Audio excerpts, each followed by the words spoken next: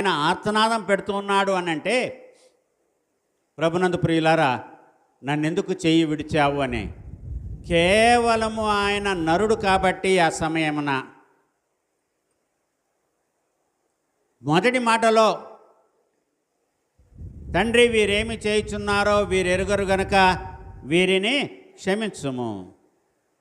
ఇక్కడ దేవుడా అని అంటున్నాడు. సో మొదటి మాటకు రెండవ మాటలో ఉన్నటువంటి సంబోధనలో ఉన్నటువంటి వ్యత్యాసము, అది స్వాతంత్రము.